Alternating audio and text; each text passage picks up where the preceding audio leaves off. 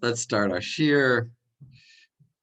So we're in this exciting siman of Tzadi Bet, and it actually is, it refers to some stuff that we've already learned. So much so it's a kind of a review. Now I sent out a page. I'll share it with you. I sent it to you in the email that I just sent 2 minutes ago, but I'll also share my screen, so you don't have to find it. But if you want, you can find it.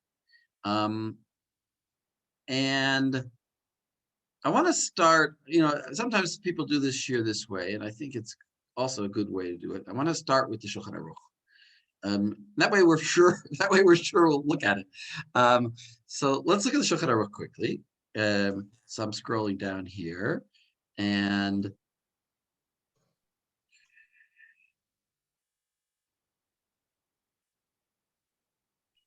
here we are, Shulchan Aruch, Sif Aleph.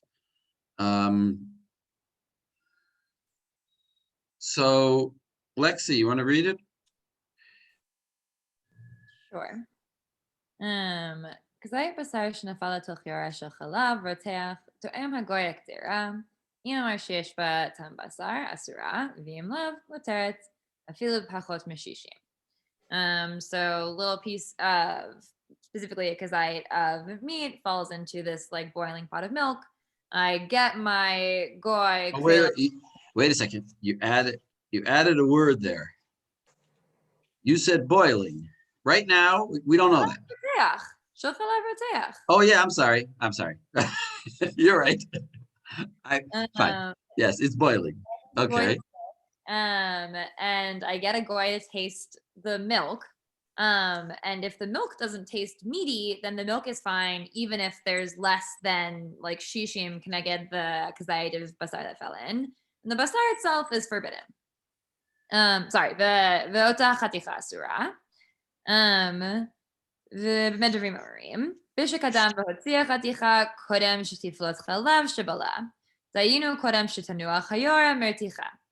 אבל אם לא הספיק לסלקו עד שתוכל לפלוט החלב שבלה, אף על פי שטעמו גוי ואין בו טעם כלל, אסור אלא אם כן יש בו שישים.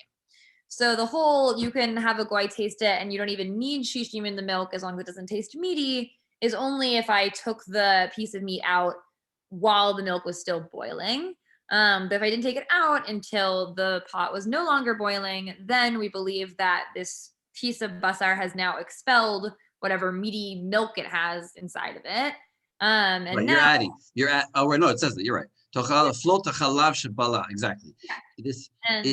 And therefore the te'ima of the goy is going to be ineffective because, right? Well, you could ask why. Maybe he shouldn't. He's not going to taste the.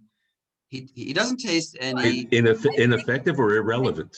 That others raise on actually the Shulchan Aruch, which is that it's not totally clear why he rules this way, because like it makes sense for like within the Gemara, the significance of we'll whether get to the Gemara.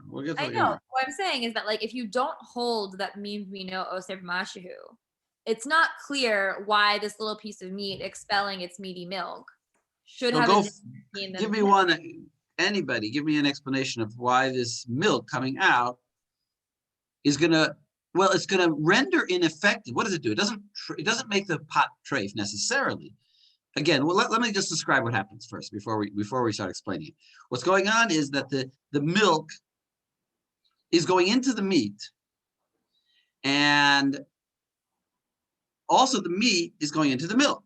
Now the meat that's going into the milk, if you take it out while it's still boiled, or if you're kidem, whatever kidem is, if you take it out early, then only meat went into the milk, and that's discernible. That's discernible by taste. The goy can taste it and discern whether or not there's meat in it, and therefore, even if you don't have 60, you'll be allowed to permit this pot. But if you don't kidem, if you don't take it out early, then some of the milk that went into the meat will then come out again, and that milk that came out is milk. It has meaty taste in it, but the meaty taste you don't taste because the goy tastes it; he doesn't taste it. But it still could be usher, in other words, the goy's tasting, the fact it doesn't taste any meat doesn't prove that there isn't that treif milk that went into the meat and out again, that maybe it's really there, and he just can't taste it because it tastes exactly like the milk. Because it became usher when it went into the meat and came out again. So now the goy is ineffectual. Yeah, I just double checked the Taz that Joel sent is a really good one. And he basically is like, right, like what I have to assume is a kazait that's been expelled from this kazait of basar, like will be like full isser because it's like basar v'chalav. But like because it's like basari tasting chalav, I won't necessarily be able to taste the basar. That's what I just said. Yeah. Entire pot. Yeah. So like that's why, even though the interesting thing, I didn't look to see if anyone says this, so maybe somebody did, but is since we go batar shma in mim bimino, right?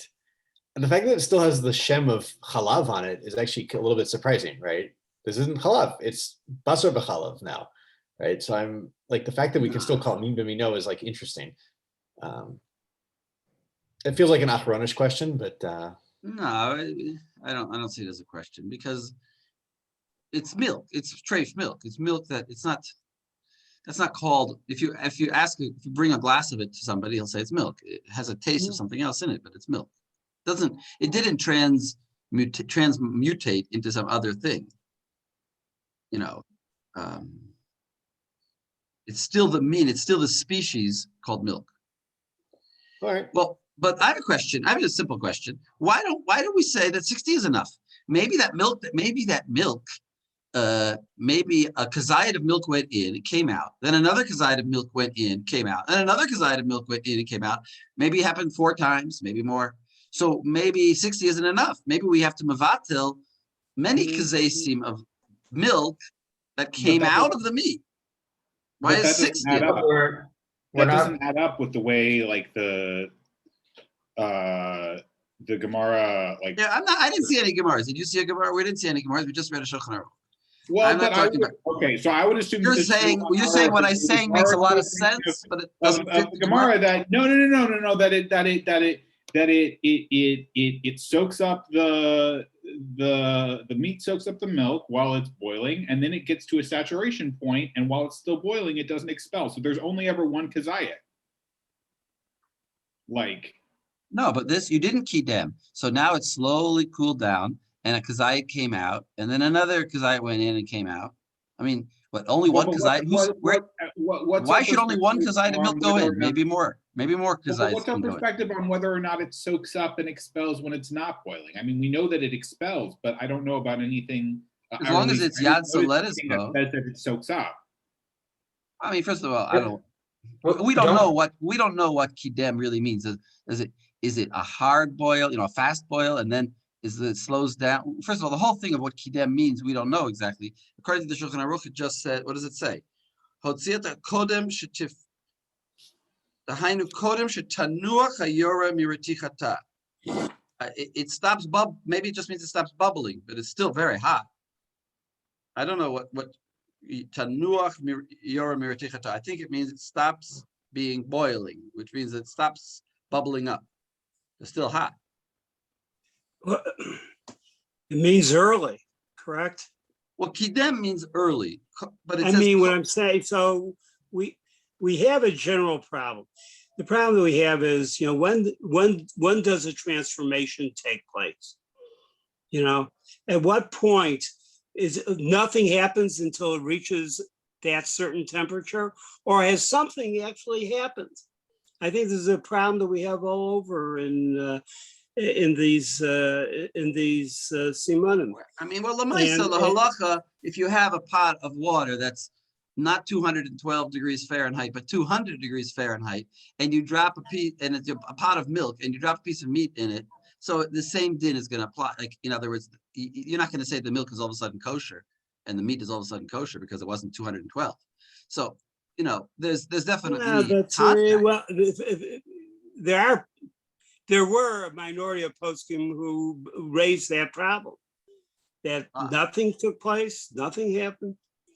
Okay, and so I'll remove it for right now, but it's going to come up. No, this is right. It's going to come up. This in din is a very future strange din. The reason why I wanted to start in the Shulchan Aruch is because if you hadn't seen the Gemara, which you should have, but if you hadn't seen the Gemara, then this din would be perplexing. Why? But you fortunately have all seen the Gemara. But let's go to the Gemara now. Well, or actually, yeah, let's go to the. Well, actually, I wanted to go to the tour now. But let's first, before we do that, look at the Haggah. Ayin lekaman siman tzadi chet de ein anu noagim l'smoch atimas goy uboyinan shishim b'kol inyan. So for us, Anan, he says for us. So the Ramah is saying for Ashkenazim or for people who follow the Ramah, and actually I heard a posek saying that the Sfardim actually do not follow the Shulchan Aruch on this issue. That the Sfardim also do not rely on Timas Goy nowadays. So whether or not that's the case, I don't know, but that's what I heard from posek say.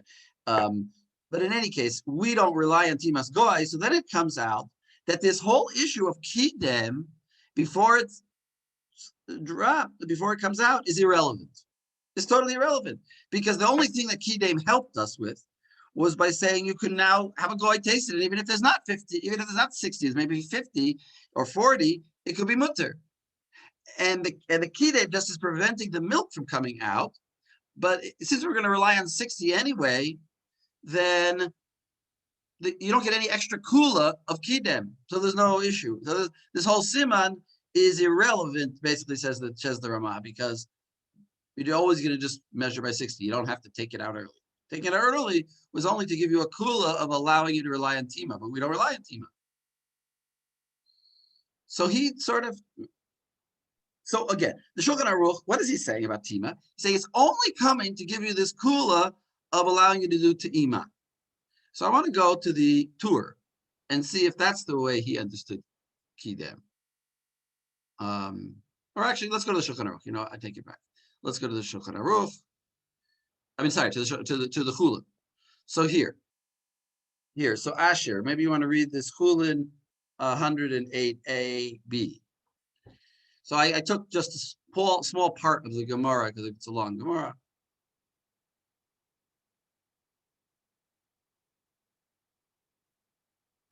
Sorry, I thought I had unmuted. ויתמר כזית בשר שנפל לתוך יורה של חלב, אמר רב בשר אסור לחלב מותר. ואיסא כדעתך אפשר לסוחטו אסור חלב, אם so that part actually is irrelevant. Just read the first part. Just translate the first part. Okay. So it was said that if kazayit basar falls into a pot of milk. Right, and here this is where I made a mistake with Lexi, because here it doesn't say what this pot of milk is. Does it say it's roteach? Doesn't say. Does it say there's 60 in the pot? Doesn't say. Just as it fell into a pot of milk. Right. Presumably a yora is pretty big, so probably there's 60, but it doesn't say. Yeah, so Amar Rav. We also know how. Okay, Amar Rav basar asur v'chalav mutar. So there you go. Rav said the meat's asur, the chalav is mutar. The chalav is mutar always in every case. Maybe it's cold. Maybe that's why the chalav. Maybe I could learn this if I just read that. And I was a Rishon. I could read it that like the meat fell in cold milk and the meat is mutar. The meat is asur because it has cracks in it and it absorbs some milk, but the milk is fine because it's cold. Or I could learn it. No, it's hot. And so why is it mutter? Because there's 60 there. It's a big pot. And so there's 60 against the meat, but the meat is asur because it's fell in a lot of milk. But the milk is mutter because there's 60. That's why it says yora. When it says it's a kazait, does that mean only a kazait or kazait or more?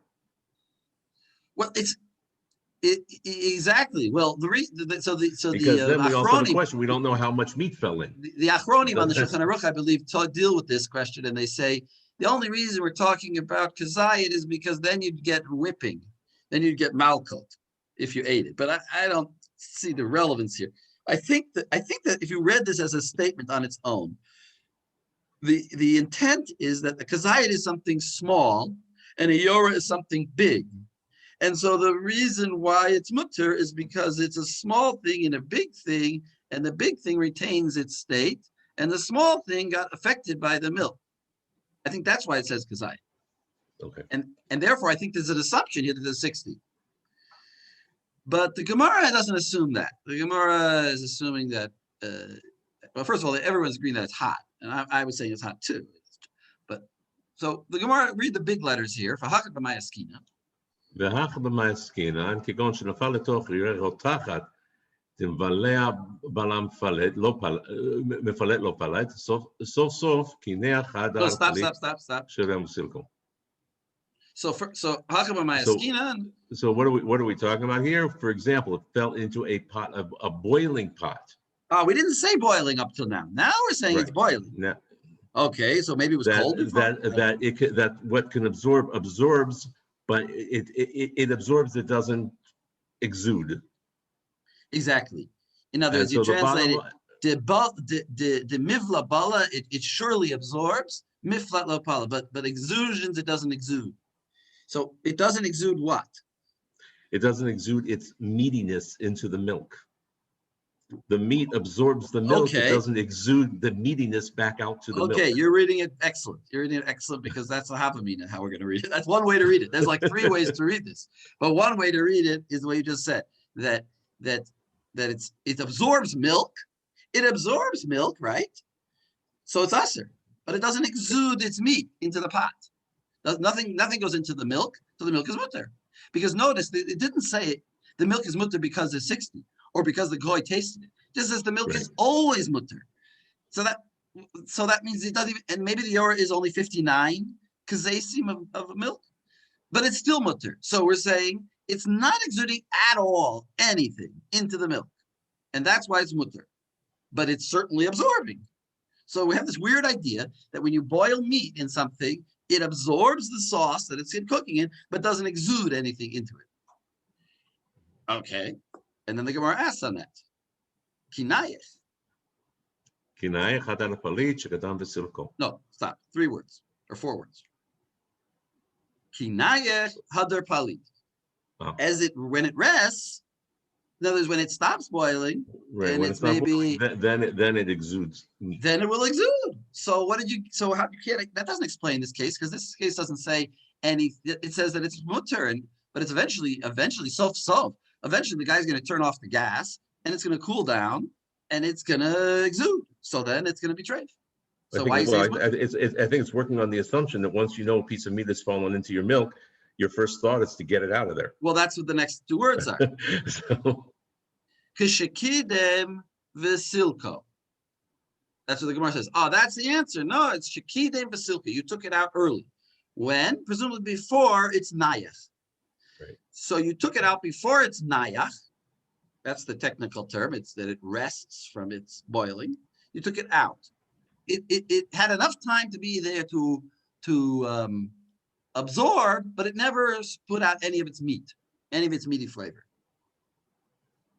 Okay, so look at Tosfos.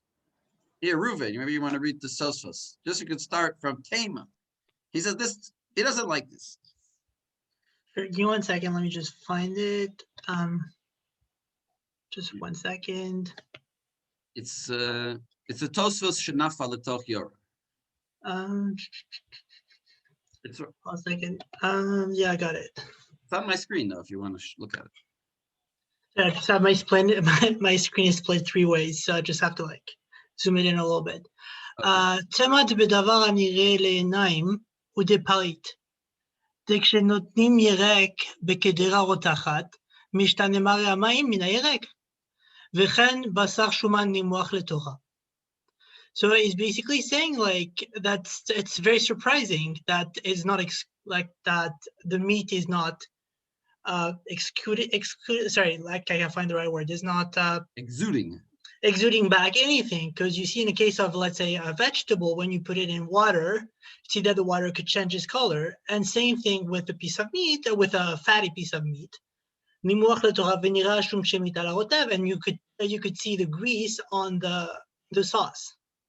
Right. In other words, he's saying a kasha that we were taught in yeshiva never to ask. In yeshiva, we're taught to ask, a lamdish akasha. This is akasha saying the Metzias. What I see in front of me, I've cooked carrots before, and I've boiled them, and the water turns carrot color. So what are you telling me that meat doesn't? And it didn't only turn carrot color when I turned the gas off. It turned carrot color while it was boiling. So what are you telling me?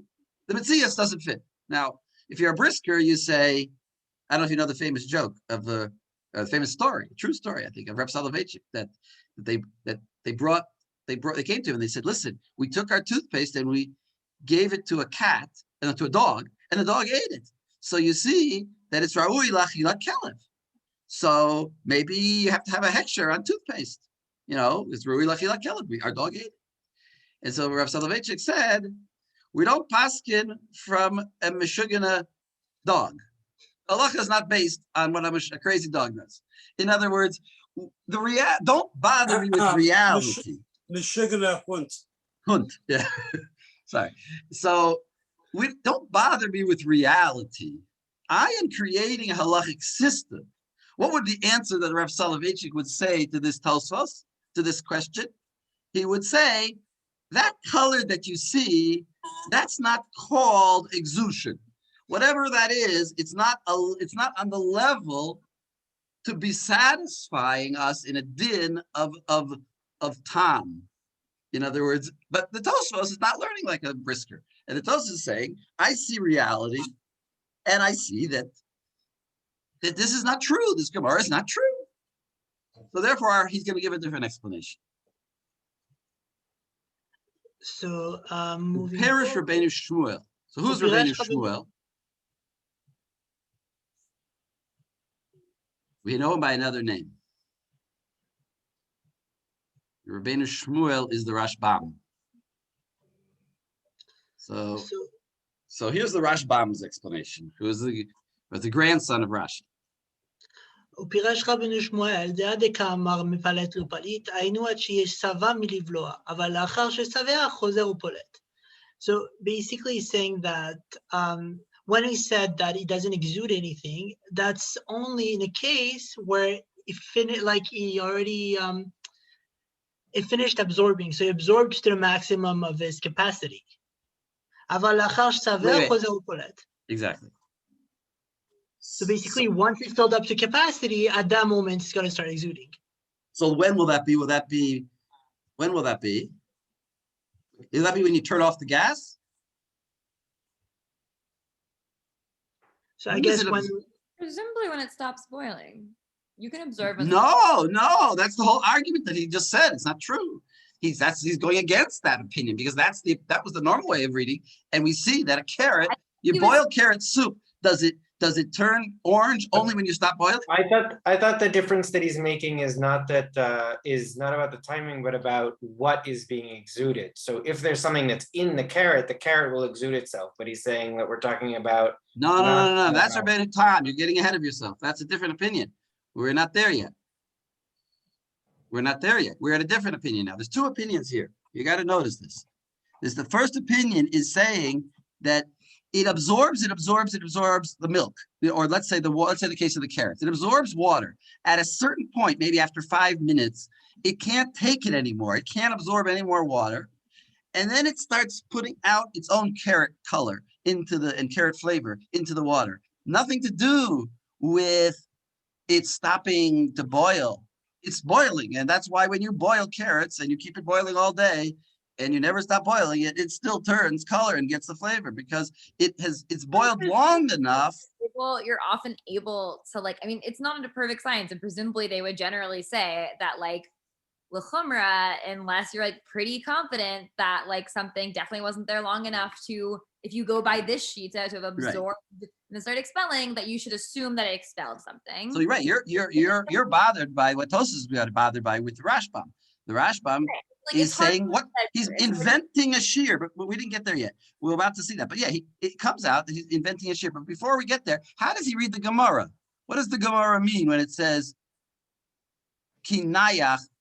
In other words, what does it mean? Roteach and what does kinayach mean? It rests from absorbing. It rests from absorbing. In other words, doesn't mean it rests from boiling. It means it ceases to absorb. It has absorbed its maximum. He's learning the Gemara. He's not ignoring the Gemara. Nayach no longer means, though, what we thought it meant. We thought it meant stops boiling. Now Nayach means it stops absorbing. Then it's polet. So the Rashbam has this idea that it absorbs, and then it starts exuding. Well, that will explain the Metzias. That will explain why the carrot soup turns orange even before you turned off, it stopped boiling. V'ken perish Rabbeinu Shmaya. סוף סוף כי נייח חדר פליט, היינו כי נייח מבליעתו. Oh, exactly like we said. ומשנה שקדם וצרכו קדם שגמר בליעתו. Oh, so what does kadam mean? Kadam means you took it out, like in a minute. Like you dropped the carrot in, and you said, oh no, I dropped the carrot in, and you took it out, and it didn't, in other words, like, it's actually an interesting halacha, comes out of Kari Rashbam. You drop a piece of meat into your milk, and you say, oh no, I dropped meat in there, you pull it out quickly, and he says, oh, so it wasn't in there long enough to have actually any effect.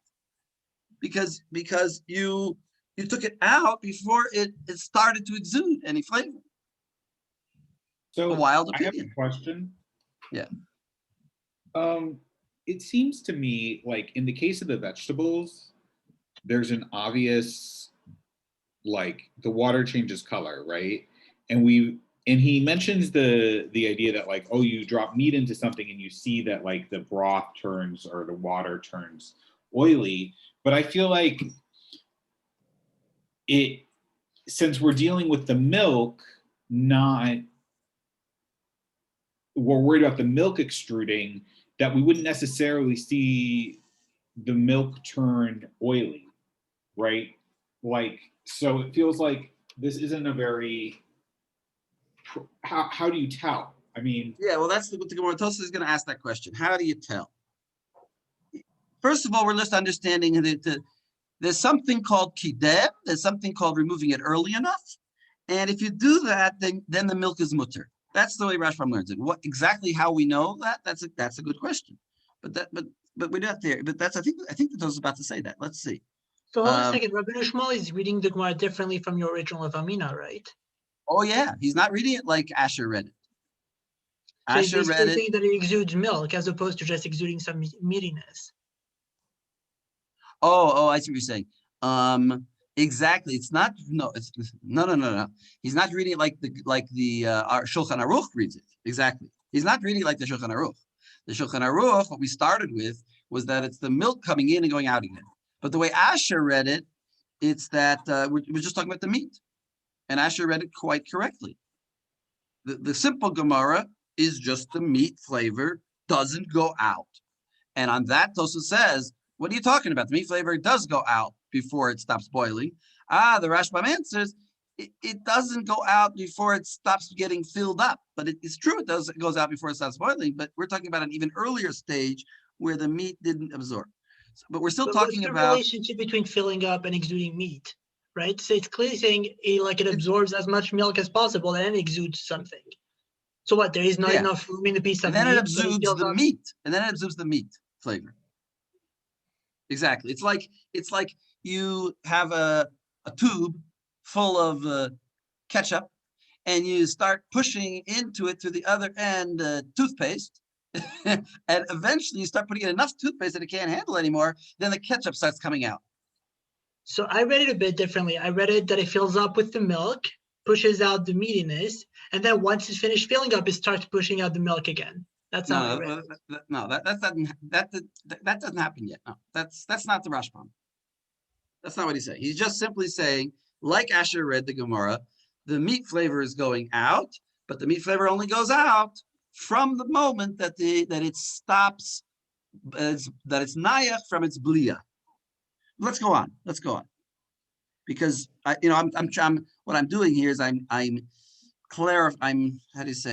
structuring this Tosfos, because you can just read all the different ideas and put them all together in your head. We gotta cut them up. How the Gemara how we read the Gemara. The Tosfos so far is still reading it that only meat is coming out. And where are we? We're shekidem v'salcha kodem shegemar bliatova otan kelim. Now he asks a question about about Hagala. So go on there, Ruben.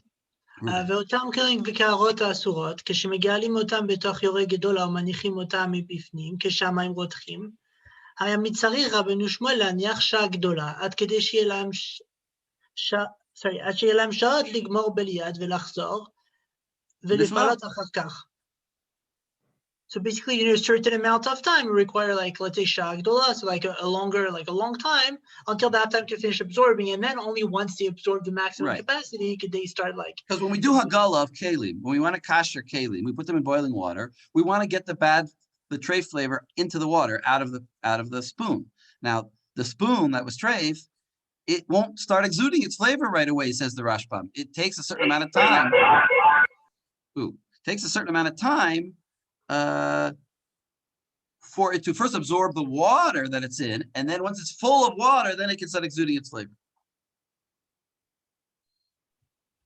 Okay, so we'll go on. V'davar. So Tosfot continues with a question. V'davar timahu. Demi baki liyada shurze. Like it's like who's expert enough to basically know how long this takes? Right. So this is Isaac's question. He says, "What you're making up a new shear, Rashbam? Like what? 2 minutes? Is it 4 minutes? Is it 8 minutes? How long? Maybe it depends. Like, I can't see it if it's milk. So what kind of a crazy shear are you inventing?" So his brother-in-law, Rabbeinu Tam, by the way, what is Rabbeinu Tam's first name? Yaakov. Yaakov. We talked about this, yeah. Yaakov Ish Tam. They used to, apparently the many Tosfosim were given nicknames based on what their name, indicates. So yeah, so Omer Rabbeinu Tam. So go from there.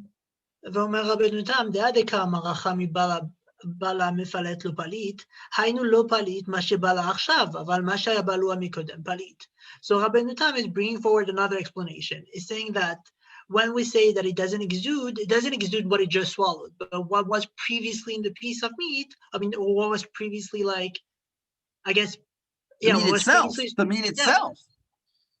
So the meat itself goes out, but the mix of milk and meat just is only exuded once it's filled up to capacity. No, not always filled up to capacity.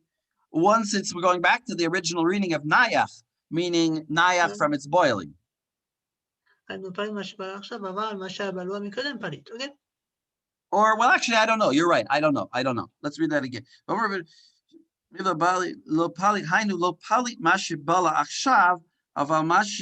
He can't say that he goes by the shear of Sava. That was his whole kasha on the Rashbam. He doesn't go by that shear. He's saying that shear is invented by the Rashbam. It's non-existent. It's not halacha.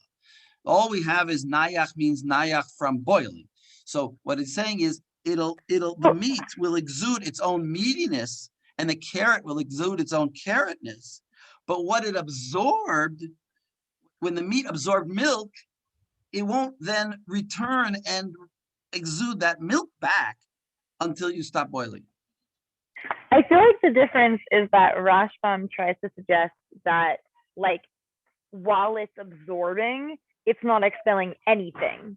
Whereas, like, Rabbeinu Tam is like saying, okay, while it's like absorbing other stuff, it's expelling meatiness, and it's only at this certain shear, maybe like Nachmer Tichato, that it expels like what it absorbs.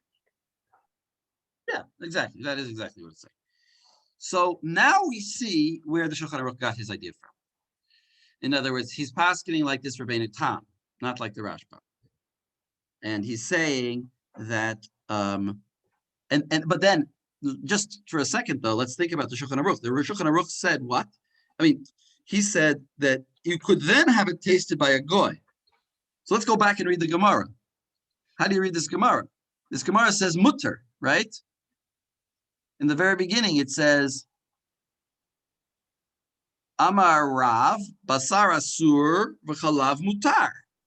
So what words do you have to add in according to the Shulchan Aruch? Imen botam basar. Right. You have to add in the words, Hachalav Mutar, Im Goy Toem Ve'omer She'ein Botam. Im Ein Botam, exactly. He's assuming that you, of course, as a goy tasted it. And why did we say it's asur before? Because the goy couldn't taste it, and therefore when he said it's asur, what did it mean? Really? It means really asur unless you have 60. Right? That's the way the Shulchan Aruch is reading it according to Rabbeinu Tam. Because he's trying to fit in, right, okay. Because he's trying to avoid the machloket of Rashi and Rabbeinu Tam, the other machloket of Rashi and Rabbeinu Tam, which is whether min b'mino is never batil. Okay, so that's the source of the Shulchan Aruch. That's where he gets it from. It's from this Gemara with all these provisos that asur really means mutter if there's 60, and mutter really means asur if it has a taste of goy, if it has a taste of meat. And the nayach still means nayach from its boiling. Now, I mentioned this is a little machloket between here. There's a machloket between Rashi and Rabbeinu Tam about min b'mino. And I gave you the sources, but I don't really want to go into it. But because I think we've talked about it before. But I'll just mention that Rashi holds that min b'mino is asur b'mashahu, and that would also we'd read the Gemara a little bit differently. Then we would read it according to if Rabbeinu Tam's explanation is right, but we're holding like Rashi, then the Gemara could mean that the chalav, the chalav is mutar, and we say, well, it should be asur because it should exude milk and be asur. And even though there is 60 here, according to Rashi, you could read it that this is a case of a Yorah Gedola, and there's 70, 80, 90 milk.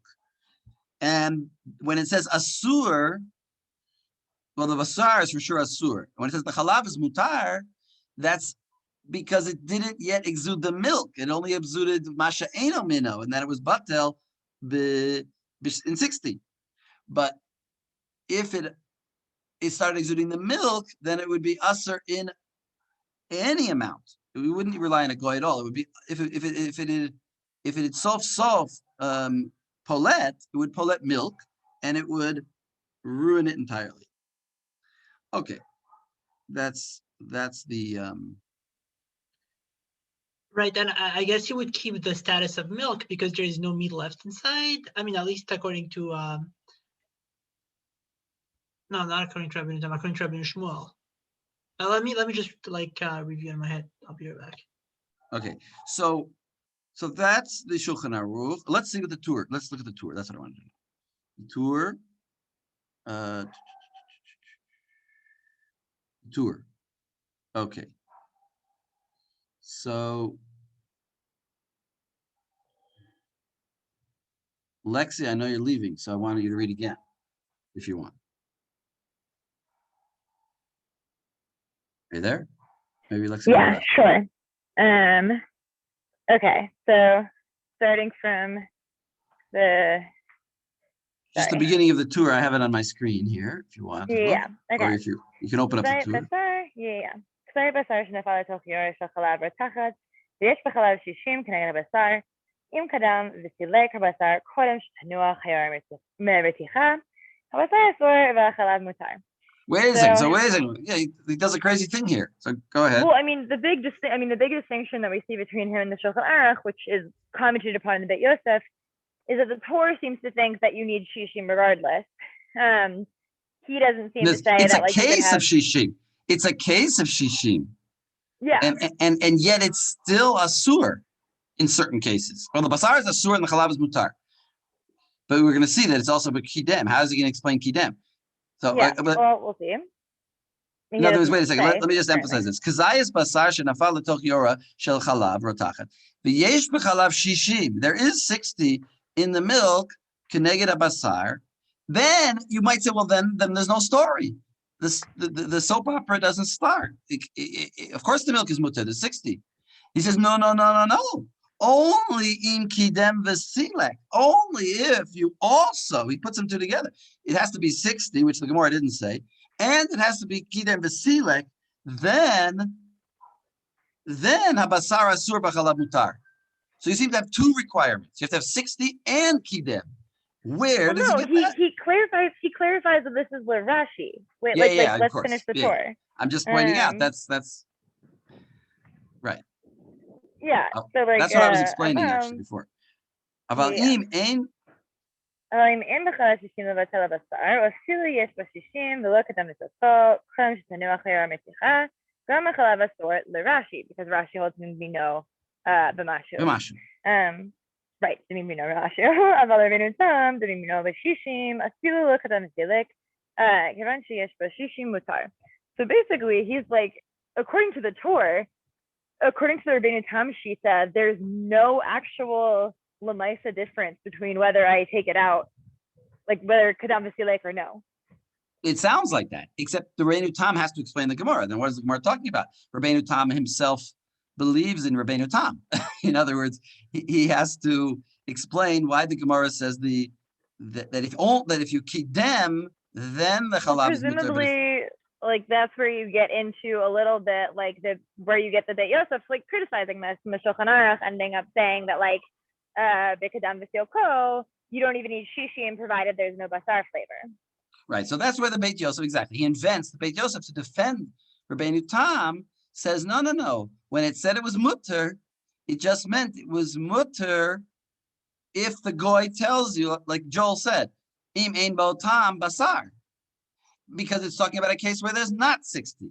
So in other words, according to Rashi, the case is where the Gemara is talking about a case where there is 60, and even so, the milk will be usher because min b'mina was usher. And according to Rabbeinu Tam, it's talking about a case where there isn't 60. And when it says mutar, it means mutar with the proviso that you didn't taste any meat. That's how the Rabbeinu. I mean, it's also like it's not hard. It's not actually such a kushya on Rabbeinu Tam to say that he doesn't have a lamaisa difference, because this whole Gemara is within the framework of like Rav and Rav Yehuda, who think min b'mino b'mashahu, which isn't how Rabbeinu Tam and most of us end up holding. So he could just say that, like, yeah, Kadam V'Silko is relevant if you hold min b'mino b'mashahu, and if you don't, like me, it actually doesn't make a difference. You're right. He could just say this is an irrelevant Gemara for me, because but the problem is if there's too many irrelevant Gemaras, then Rabbeinu Tam's, if the Gemara is like constantly talking about min b'mino being Asur b'mashu, then Rabbeinu Tam's initial position starts to become shaky. How can, if we're always talking about this thing and all the Gemaras, we'd like to explain it, but you're 100% right. I agree with you. You're 100% right. Really, he could just say this Gemara is L'shitat Rabbi Yehuda, and I could ignore it. I mean, it's not even like that. That is explicitly what the Gemara is. Like, yeah. I agree that like if you have Gemaras that it's not explicitly like attributed. No. Like, but there is like a meta analysis of Gemara that if a Gemara, and you see this, right? If it talks about this all the time, then there must exactly. be If it talks about a certain opinion all the time, then that becomes the opinion. Then you can't say, well, that opinion is irrelevant. That becomes that's like another argument to put in the side in favor of that opinion. Well, the fact that the Gemara is always talking about it. So that's all I meant. But you're right. This Gemara is not necessarily kasha and it's Rabbi Yehuda. But I'm just saying. So that's how we see that the Shulchan Aruch sneaks in or defends the Rabbeinu Tam and says Rabbeinu Tam can fit to this Gemara by saying that ukimta in the Gemara. All right, let's read on. Okay. טיפת חלב שנפל חתיכה בשר שבקטרה, אם יש בה 60 לבטל החלב מותרת, אם לאו אסורה, ואין השאר שבקטרה מצטרף עמה לבטל החלב. Okay, so like this is our tipat chalav, it falls on a chaticha. If within the chaticha itself there's shishim to like batel the chalav, then it's permitted. And if not, that piece is like forbidden, and whatever else is nekder with it doesn't join with it to help batel the chalav. Right. So this is actually the next seif. So let's go to the Gemaras. This is the famous Gemara of tipat chalav that we've seen a few times, that falls on the pot, on the meat that's in the kedera. And I actually, if we go up, I'm going up back in my sources. So thank you, Lexi. I'm going to go to, where is it? Yeah. So I brought this Tosfot, Divra Matchil Tipa, It's in Kuf Chet Amud Aleph in Chulin. And I'm not even bringing the Gemara, because we all know, I assume we all know the Gemara of the drop of milk that falls on the meat. And, then the piece becomes usher.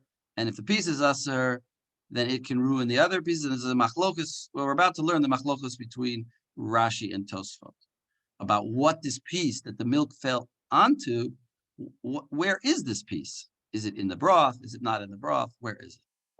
So maybe Isaac, you want to read this tipat chalav?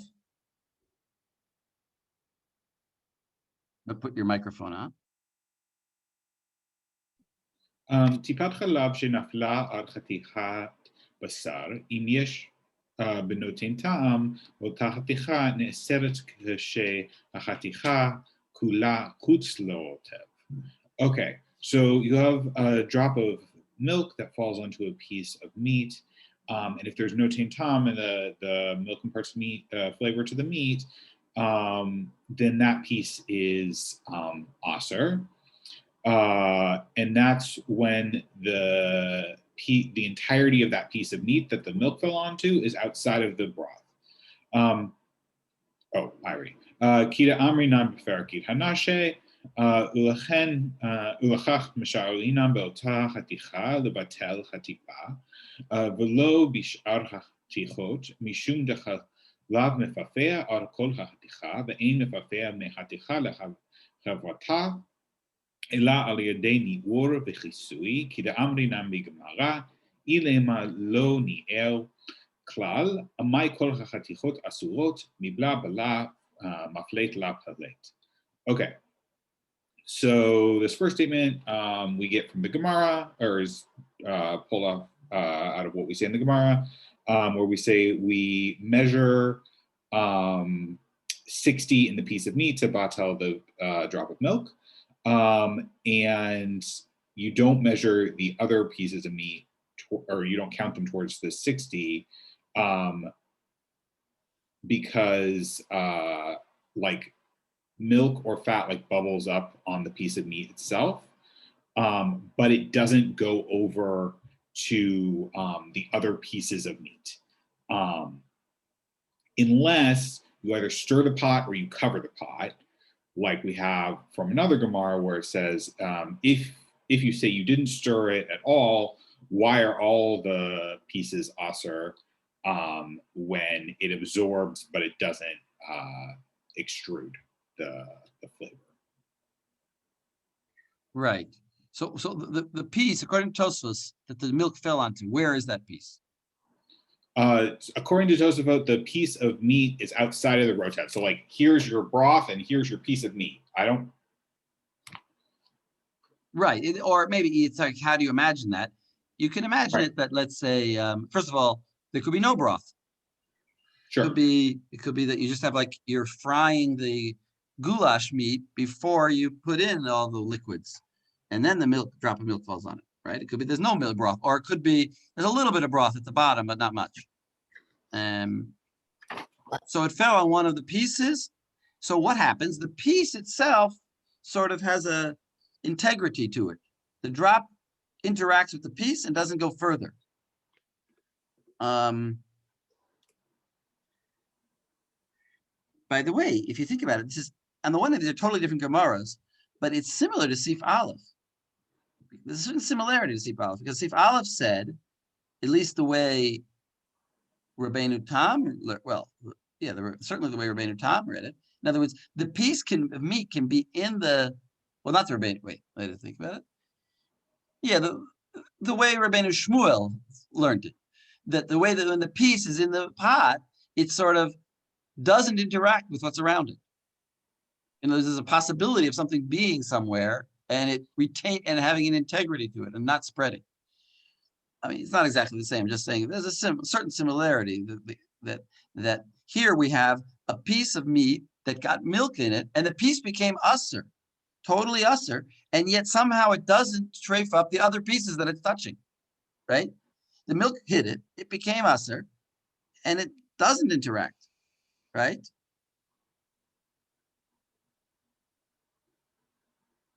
Right. I mean, you could also read that Gemara according to Rabbeinu Tam. Like, it's not much of a contradiction, right? It's like at this point, only the piece of meat has the tipat chalav in it, and is not going to exude the tipat chalav until much later, until it absorbs more of it. Until it fully absorbed. Yeah, exactly. It could fit. Okay, so now let's do. I'm just thinking who else should I? Anyone? Yeah, maybe Joel. You want to read the next Tosfot? This is the Gidon Shek one. Yeah. This is Now I just basically I sort of gave you a bunch of Tosfos that all say pretty much the same thing. This is in Daf Tzadi Vav Amud Bet Divrei Matchil Im. If you have a real Gemara, Tzadi Vav Amud Bet Divrei Matchil Im. All right. Im yesh ba benotantan, harezo asura. That's the Gemara. All right. Lav begid lechudei misharinan. Actually, wait. Skip to where I start with the dark. Okay. Mashma. I skipped. If you don't have my version, then you skip till there's a period there. Anyway. I'll give some background. Right. There's the whole question of why it's only against the gidim. Why doesn't everything else in the pot count against this? Right. You're cooking exactly. You're cooking a yerek with the gid in it, and we're going to judge the gid against the yerek, and we're not going to care about the other vegetables. Say, well, wait, the other vegetables should also help. So, okay. So mash miksas. Mash miksas. One of my favorite ways to tell us what we'll introduce things sometime. Maybe this is the Ein Harotev. You wonder what he's thinking. You wonder what he's thinking. Like, why is this not mashma, but it's only ksas mashma? Yeah. And why is it mashma at all? But then if it's not totally mashma. It's partially logical. The Ein Harotev v'sayel l'sha'er chatichot im yesh bahem levatel hagid el hayerech levado. All right. So it's maybe that. Let's say like that. It seems from this Gemara. Yeah, it seems from this Gemara. Okay, that the Rotev doesn't actually help out at all. But against this gid. Yeah, against the gid and Asha. Because only the actual flesh of the thigh is going to help Mavatel the forbidden gid. But so what's the textual proof from this? Midlo ka'amar imesh bahem uvarotev benotentam b'chol. Right, the Gemara doesn't say if the gid and the yerech and the rotev has 60. It just says the yerech. All right. Right. The high lepirusha contras necha. The piresh perikol basar lekaman gabe tipat chalav v'chule de kamar bagamara lo shanu ela shenir v'chisa avol lo ni'er v'chisa chatichat smana senevela v'chule upiresh. So you got to explain this Rashi. Yeah, dechini erak dera molichu atipa b'chol dera v'seya kol ma shebetocha levatel atipa v'chein ki chisa kedera olter etichot meshulea lefia umolichot atipa b'chol dera. So Rashi says, what happens when Rashi, you have to have, the thing is in the Rotev, right? He says this is partially in the Rotev. It's different than the Tosfot understanding of that case. Well, he's going to try to prove that that's what he means. First of all, Rashi doesn't say it exactly. All Rashi says, this is where Tosfos, if you're, in other words, the question that, I have, because I've, been thrown around this idea all the time that Rashi holds that it's partially in the broth. Where does he say that? Exactly. Find me the source. Now, yeah. So it's the Tosfos is making a diuk in the Rashi. So let's look carefully at the Rashi again. Perish b'kontras. The kinera kedera, you stir the pot. Stir it, and you leave the tipah goes all around, right? And therefore everything can be marshaled essentially against what's in the tipah in the chaticha against the tipah to do bitul. All right, and so forth, and same thing. If you cover it, then you just you have kind of like the boiling coming up and going down, and that moves the tipah around the kedera, right? Right. So just beyond that piece. In other words, the only you have to read it like this. You have to read that Rashi. I'm sort of like preempting the Tosfos a little bit here, just to get you into the mood, the frame of mind of the Tosfos. But the Tosfos is about to say something like this. He says, Rashi's saying the only way that the other things can help is if you stir it. Right? He says the way you're going to get the other things to help is if you stir it. So implicate, if that's really the only way, so go on. Right, there you go. Mashma, yeah, you're right. So I always forget this is not the actual Rashi. Mashma, I mean, it is the Rashi. He quoted the Rashi, I think, correctly. No. This explanation that's coming here, that the partially in the Rotev. Yeah. Now we're saying Mashma the Rashal. Who is this? Shirat Salomar. Mashma Shirat Salomar. Thank you. Shafilu achaticha shenafla tipa aleha he miksata betoch harotev. Iloni v'chisa ein mesaya rotev v'chatichot acherot levatla. Right. So exactly. In other words, it's mashma, since that even if the piece would be in the broth partially, the other pieces wouldn't join in. It would still retain its integrity. It would be like a submarine going through the water and having no interaction with what's around it, even though it's underwater partially. The milk hit it on top, but the part that was on the conning, on the, what is the conning tower? On the conning tower, yeah. That's right. It hit it on the conning tower, which was above, but yet it didn't reach anywhere else unless you stir it, says Rashi. But Rashi never said that the piece was above or below the water. I mean, it could easily answer that Rashi didn't really mean this. He just meant to say that this is one way to get the rest of the pieces if you stir it. But Tosfos is saying, no, this is Rashi's saying the only way to get the other pieces to join is by stirring, and that's what the Gemara is saying. And so therefore it's mashma, I would say mashma ktsas. Yeah. Right? It's a little bit mashma from Rashi that that even if it's partially in the water, the rest of the things in the pot won't help. But all right, iloni v'chisa ein meserot v'chatichot acherot levatla. All right. And umari hachi, what's our case about the gid? That must be a case where you didn't stir it or cover it, and that's why it's not against the gid, and not the gid, the yerech and the rotav, but just the yerech itself. So, okay, ulari, but Ri doesn't hold this. Nireh de keshehachatichan shenafal lisur aleha hi miksata berotev lo ba'ina nier v'chisa. Right, the Ri, where you need the piece to be completely out of the rotev, that can't be a good answer for this case in Perek Yid Anasheh. All right, so what's his answer? V'hatam ayre keshechaticha kula chutz the rotev da'az ein mitpashet ela b'ni'er v'chisa. So that must be when it's completely out of the rotev, and so there's no exuding or really spreading out of flavor. Let's call it something like that, unless you stir it or cover it. And if the piece was partially submerged and the milk hit it, then what would the din be? The din would be go against everything. It would include the piece and the rotev. Exactly. The other piece, the rest of the pot, the milk, it would be as though the milk had dropped into the broth. It would go, it's no different from dropping into the broth if it drops into a piece that's submerged in the broth. And you wouldn't need to be you wouldn't need to be covering it or stirring it. It would automatically mix in everywhere. Yeah. So keep going with the Tosfot? I guess I'm not sure. So start reading, maybe. All right. Lo shanu ela bechaticha miksata berotev, ela miltev de psika le nakat kishni'er v'chisa.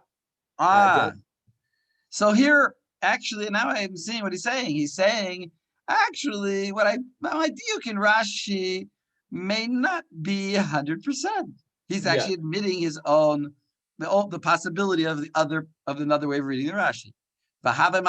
You could answer for, now I understand, for Rashi. Yeah. You could answer for Rashi, Lo shanu ela b'haticha mixas berotev. Lo shanu ela milta de psika le nakat. I don't exactly understand. It only taught about a piece. It should be not mixas berotev. I don't know. But Joel, you're reading. You explain it. Oh, actually, that's great. Thank you. Sure. No, I think you could say that it's only when it's after on the rotev, and so you don't need ni'er v'chisa. It's just a for sure matter that if you stirred it. Right. Milta psika. Everybody should know that expression. Milta psika means a case that's 100% clear. Yeah. So I think what he's saying here sometimes it takes like an obvious case to teach a din, even though some other cases would also be true. Yeah. Diaz bechol inyan harotev mechaset kol hachatichot, right? In other words, Then you're, right. you're In other words, if guaranteed. you stir it, then for sure everything helps. But in hachanami, if it would be partially in the water, it would also help. And I think that's the way. That's why I want to read it. I'm a little bit fudging. Yeah, ve'afilu hayta kula chaticha chusarotev, right? So that there are, even when you stir it or you Right. cover it, even if it was completely out of the rotev, you could be guaranteed it would be mipashet, the drop of milk through the whole thing. So that's why I use that language. Right. Behacha, but here dekamar im yesh ban v'notantam, right? Hainu aydei shelo haya ba imarotev shishim levatel tam hagid, right? But it must be that actually our Gemaras talks about. No, Right, and then he's continuing in that explanation, and here there wasn't 60. Even it was partially submerged and hit the pot piece, and still didn't have 60. Yeah, So it doesn't this matter. last part is not really important. The last part is not really important. The main thing we got. Let's summarize that. Tosfot is saying that it seems like Rashi is holding that that if a piece is partially in the water, it retains its own identity, and the piece will become usher if there's not 60 against the drop in the piece. Yeah. And Tosfos says, I disagree. I believe that in such a case, the whole pot will go against it. And the only time that the piece will become usher if there's not 60 in the piece is if the piece is completely out of the broth. Okay, so that is the source for, well, we have one more source. So let's take a break now, and then we'll come to this other chula. So let me stop the record, pause the recording.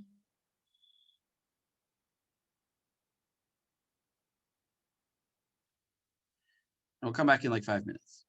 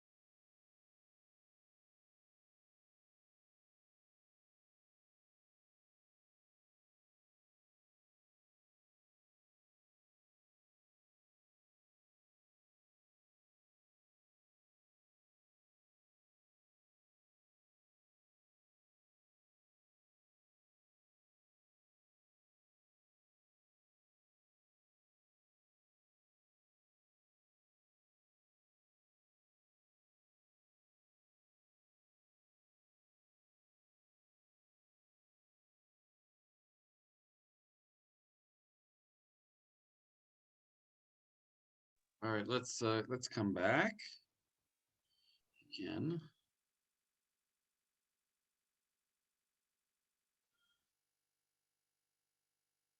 And we have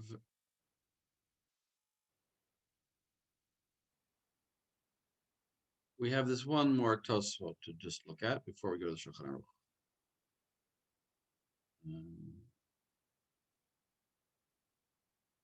Or the I don't know if we should read. Yeah, well, we should read the.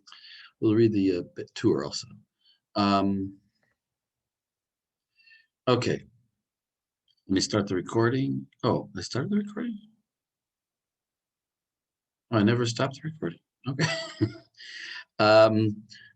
Okay, so let's do this last Tosfos before we get to the tour. Yavni, you want to read? Sure. Is this the Tosfot on calling? That? Yeah. Yeah. I mean, I skipped. I'll just tell you for a second. I skipped this little piece of Gemara and Rashi. I put in parentheses there. It's just a side point. It's questioning whether or not Rashi really holds this opinion, but it's not really for us. Okay, so Chulin 108b to 109a, and this is this is a Gemara. This is not Kosos, right? Yeah, this is a Gemara. Yeah. Start from Titania. Titania, טיפת חלב שנפלה על החתיכה כיוון שנתנה טעם בחתיכה, החתיכה עצמה נעשית נבלה ואוסרת כל החתיכות כולן, מפני שהן מינה, דברי רבי יהודה, וחכמים אומרים עד שתיתן טעם ברוטב ובכיפה ובחתיכות. So we say a drop of milk that falls on a piece of meat that's in a pot with other meat, because the drop of milk gives flavor to that chaticha. The chaticha itself, it gets the status of nevela. This is what we call that chanan. Right, chanan, chaticha nasa nevela, and therefore it has the power, and therefore it makes the whole rest of it asur, because, and we don't even think about checking if it could be mevatel because it's min b'mino, according to Abida. Right. According to Rabbi Yehuda, min b'mino is asur b'mashu. Right. Chachamim. And the Chachamim say, like, yes, the whole thing becomes chaticha naset nevela, but it can still be battled by all the other pieces and the sauce and the whatever else is in there in the pot. Should I keep going? Yeah. Wait. So what is it? Wait. What do the Chachamim say? Ad shetiten tam berotev ubekipa ubachatichot. In other words, what titen tam?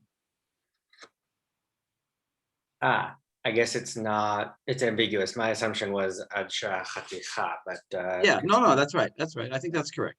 Just pointing it out because, in other words, the tipa ruined. They agree that the tipa ruins the piece, and the piece becomes chanan, but now that piece needs to have 60 against it, or has to not give flavor to the rest of the ad shetiten tam. I mean, even though presumably the piece is min b'mino, it doesn't really give tam. So here they mean 60 really. Right. Okay. I'm a Rebbe. Well, yeah, let's read this quickly. I don't want to really explain it, but just get some of the words here. אמר רבי נרין דברי רבי יהודה בשלו ניער ושלו כיסא, ודברי חכמים בשניער וכיסא. מה לא ניער ולא כיסא? אילי מה לא ניער כלל ולא כיסא כלל, מבלה בלה, מפלט לא פלט. So stop there for a second. That last part I want to explain. If you don't cover it at all, then mivla bala, it'll absorb the milk, I guess, but miflat lo pali, but it won't, that piece won't affect the other pieces in the pot, even though they're all boiling there together. I'm just I don't know how Tosfos would read that, but that's a nice support for Rashi. In other words, the way I'm reading it, what I'm saying there, right? Loki said, right? He didn't stir it and he didn't cover it. Then mivla bala, it absorbed from the milk that fell on it, but if bifat lo palit, it doesn't affect the other pieces. It's like that's right. It's retained its integrity. Right. Go ahead. ואלא לא ניער בתחילה אלא בסוף, ולא כיסא בתחילה אלא בסוף. אמאי הבלה והפלט, כסבר אפשר לסוחתו אסור, מכלל דרבי יהודה סבר כי ניער מתחילה ועד סוף, וכיסא מתחילה ועד סוף אסור, אמאי הלא בלה כלל, אימה לא ניער יפה יפה ולא כיסא יפה יפה. Okay, so I don't want to really explain the Gemara right now, but you see these terms here. The answer is, oh, he didn't stir it well enough, and they have these terms here of stirring it in the beginning and not at the end.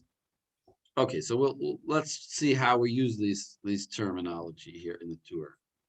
So I'm not going to. So let's skip here the beginning here. He explains that the tour here explains the tipat chalav that Lexi already read to us, and then we perish Rashi. Then he brings perish Rashi, perish Ri. He says perish Ri is when it's dafka. Here, I'll read the tour to you guys, and then we'll go to the Shulchan Aruch. So perish Ri, back to our Gemara, the other Gemara that we spent a little more time on. That's the Tosfos. We read those Tosfos on it. Perish Ri dafka shekol hachatichot, dafka shekol hachaticha. Chutz l'rotev. K'gon shehaticha shetachteha k'tzat chut l'rotev. That it's resting on another piece, and therefore it's totally out of the water. V'zo munachat aleha dekula chutz l'rotev. Aval im k'tzat rotev, if it's partially in the broth, haraticha me'arbevet atam, the boiling process causes the flavor to spread b'kol ha'kedera, in the whole pot. Even if it's only partially, once it's touching the broth, it's going to spread everywhere. Even if you didn't stir it. Rashi piresh afilu miktsas berotev eina kol mitzaref levatel lechalav v'ken katav ba'al truma. So Rashi and the Truma hold that no, if it's just boiling and you didn't stir it, nothing will happen. It won't spread. It won't affect the other pots.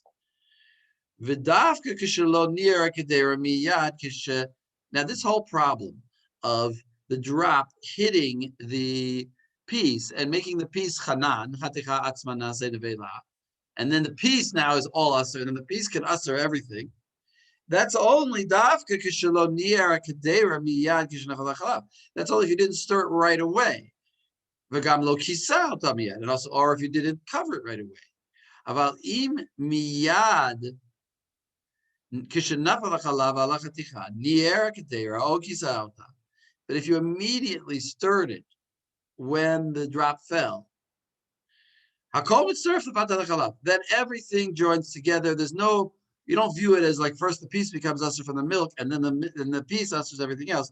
You view it as one event. The milk went into the pot, you stirred it right away. And in fact, you're actually supposed to do that. I mean, I'm adding that, but let's learn it that way.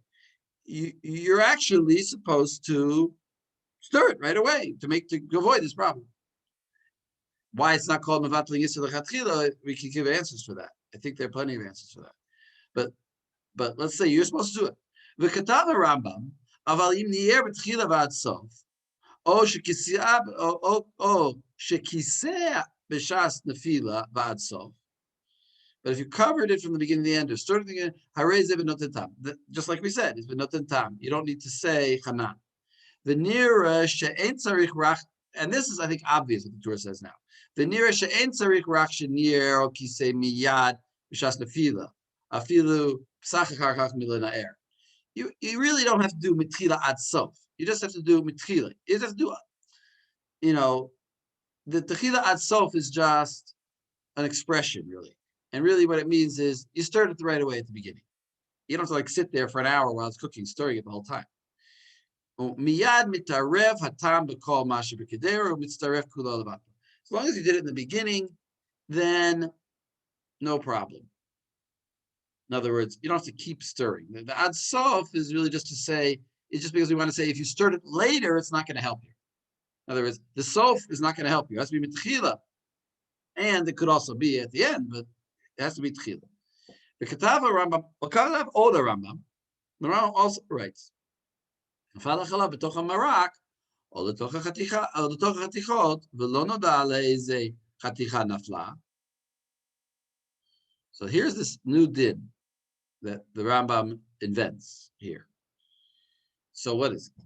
Nafal chalav l'toch hamarak. It falls into this broth directly. But we didn't talk about that. That's kind of obvious. If it falls into the broth, then obviously it makes all the toch chatichot, or into some of the chatichot, but you don't know which one. Then what does he say? Notice the Rambam explicitly uses the lashon of no'er et hakadera. You do. He's telling you prescriptively, go and stir it. Ni'er et hakadera kula ad sheyitarev hakol, until everything mixes together. Ve'im yesh b'kedera kula tam chalav asur. And if you really can still taste the milk, then it's asur. Ve'im la muteret. But the whole pot will go against it, and if there's 60 against it, or if there's no tam, it's all going to be mutter. And the Torah says, Ve'ini mevin et divarav. I don't understand the Rambam. She'im hachatichot kulan b'toch harotev matzarich linar. If they're all in the broth, then I don't need to stir it at all. It's already stirred. That's what we already said. Ve'im, assuming that he's not holding like Rashi. It's only like Rashi, then maybe you shouldn't stir it because the pieces are usher. Then you need to have 60 against, I don't know. Ve'im eino barotev. Ve'im eino barotev. Ma mo'il nier sheminayer. And if it's not in the rotev, what does it help that you stir it? Now I have a different problem. Wait, but I think that last in my version it says niur sheminayer achar kach. Oh, sorry, achar kach. I did it. Ve'im eino barotev. Ma mo'il niur sheminayer achar kach. Yes, sorry, I didn't read that right. In other words, how could it, if it's not in the rotev, then the piece is going to interact independently, and it's going to become chanan, and stirring it later is not going to help. So why does he tell you nier, the whole thing? I didn't quite understand. Yeah, the question of the tool, because where does he assume that the Rambam means like later on?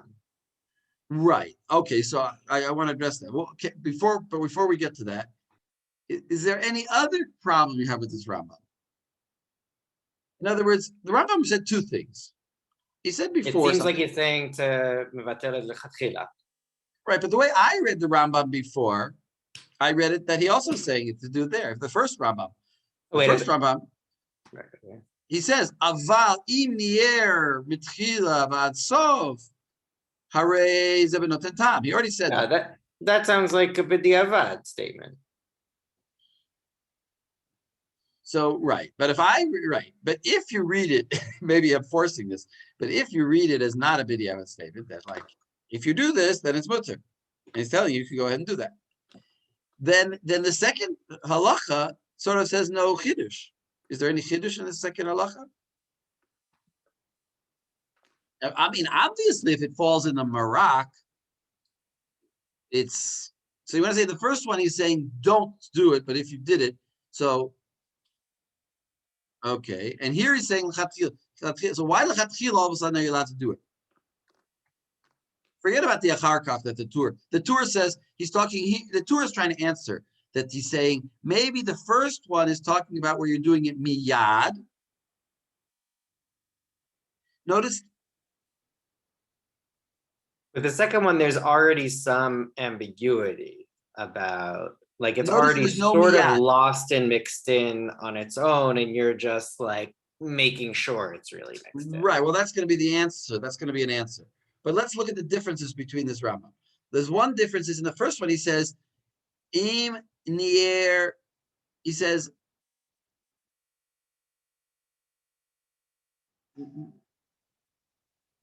well, he doesn't say, ival im nier, mitchila v'ad sof. He doesn't say miyad, does he? Mitchila maybe means miyad. Mitchila, right. Maybe tchila means, and here he didn't say mitchila itself, did he? but he also says the word kulo. No'er et hakadera kulo. So we're going to see a bunch of different opinions about explaining this Rambam. What is the difference? I mean, one possibility, let's try to enumerate some of them. One possibility is that in the first one, he said, you shouldn't do it, but if you did it, then it works. You shouldn't stir it, but if you did stir it, it works. And in the second one, he says, you could actually lechatchila go and stir it. Another possibility is that in both cases, you can lechatchila go and stir it. But here, you could stir it later. That's the way the Torah understands it. In both cases, you could stir it immediately. In both cases, you could stir it lechatchila. But here, you're allowed to, even if it's a little bit later, you could also do it, says the Torah. And that he doesn't understand.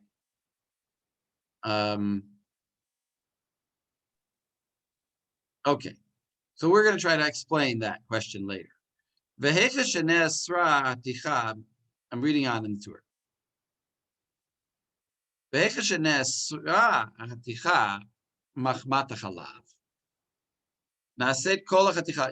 Obviously, whole piece becomes asur if it got a drop of milk on it. So this is already later in this Shulchan Aruch. If you cooked with others, you're going to need 60 against the whole piece, because obviously the whole piece is an isur now. It had milk and meat mixed together. Even though the chalav is going to come out, even though, let's say, afilu hachi akol asur, shekvar naaset haticha kulo isur b'tzarich shishim levatel kula. In other words, the piece is going to retain its isser. Let's say the piece became asser, but it continued cooking in the pot. And in the pot, there were 60. So the pot is mutter, because any milk that came out of it is batel in the pot. But the piece is still asser, even though you might say all the milk came out of it. Oh, so we'll say, yes, it's true. All the milk came out of it. But the meat itself is asser. It doesn't matter that efshar the sochto. Even if you separate fully the milk and the meat, it doesn't matter. It's like shatnez is different.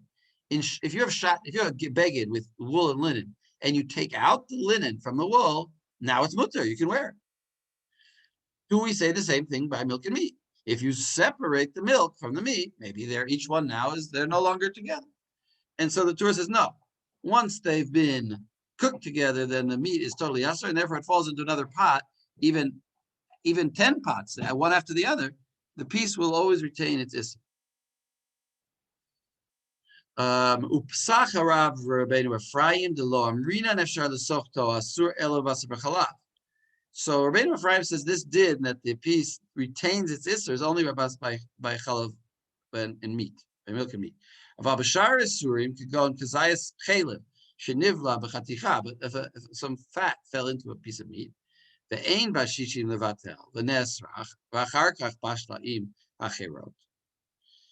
So if some fat fell into or got absorbed into a piece of meat, and the piece of meat was not 60 times the fat, and it became forbidden, and then you cooked that piece of meat with other meat, you'd only need 60 against the original kazayas harishon of chalev. You don't need it against the whole piece, because the piece is only asur because it has fat in it, but the piece itself is not asur, essentially. It's asur, but it's not essentially asur. And then he says, and then the piece actually would theoretically become mutter here. And I had the word theoretically because it's not clear why, if the Torah is really wrong about this. The piece is not really going to become mutter, but maybe theoretically it could become mutter. If you cooked it in, let's say, 60, it sounds like this, what you might call hagalah b'ochli. In other words, the fat came out of the meat into the water, and there was 60 in the water, so it's batel. So now the meat is also mutter. So it sounds like the meat choseret liyot muteret. For Rabbeinu, there's a couple of answers of what he means to that. Rabbeinu tam pasak the af b'shar isurim efshar l'sochto asur, and he says that Rabbeinu tam says that even in chalev or something like that, efshar l'sochto is asur. So you'd need 60 against the whole piece that had fat in it. In other words, the fat came into the piece, and you need 60 against the whole piece. But that's only talking about a case where it's aser benoten tam. In other words, where it was a normal case. But a case of something that's forbidden by mashahu, then we don't say chanan b'shar isur. In other words, if it's only aser because it had a minuscule amount, but it was something like chametz pesach or something else that's aser b'mashahu. Afilu nesar machmat mino she'aser b'mashahu l'Rebbe Yehuda lo na'ases kulo nevela. We don't say it's all nevela.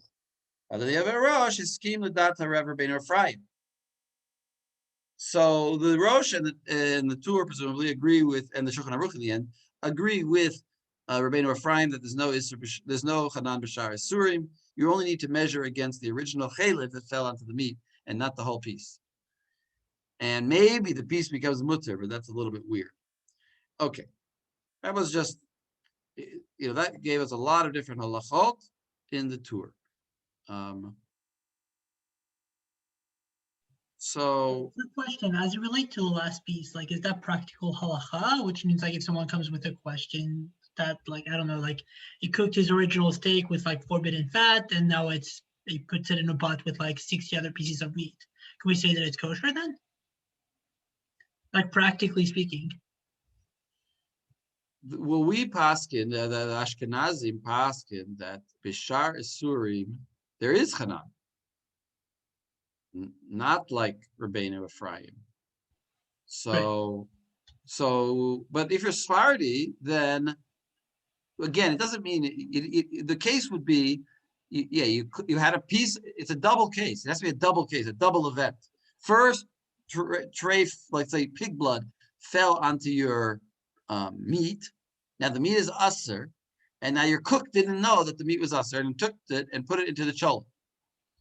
So now the question is the cholent, you take the piece out. Let's say you identify it, you take it out. Now, is the cholent aser? Well, how much do you need to have in the cholent?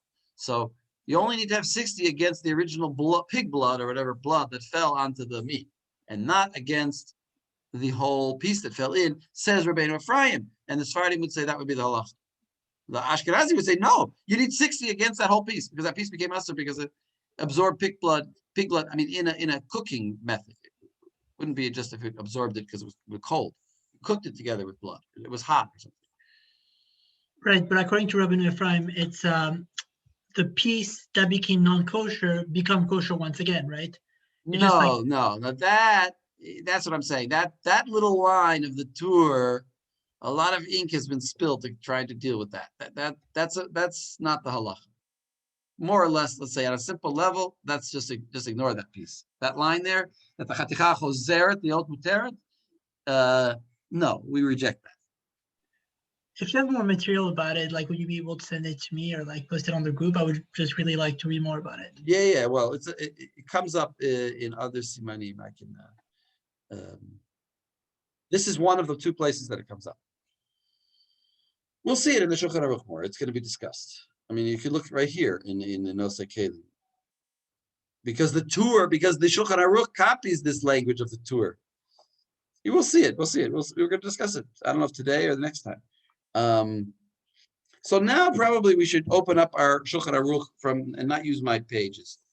Let's look at our Shulchan Aruchs as you have them, as they're printed.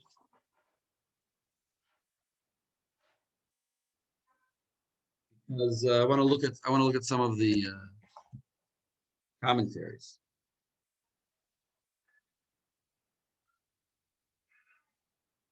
So we already read Aleph, so I'll skip Aleph.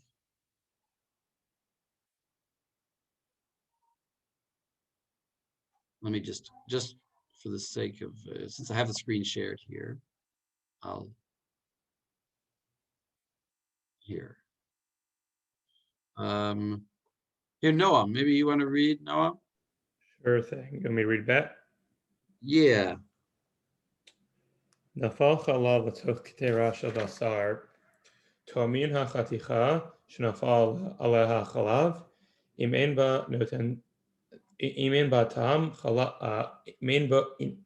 בה טעם חלב, הכל מותר. ואם יש bechaticha matimat chalav nesra oto chaticha.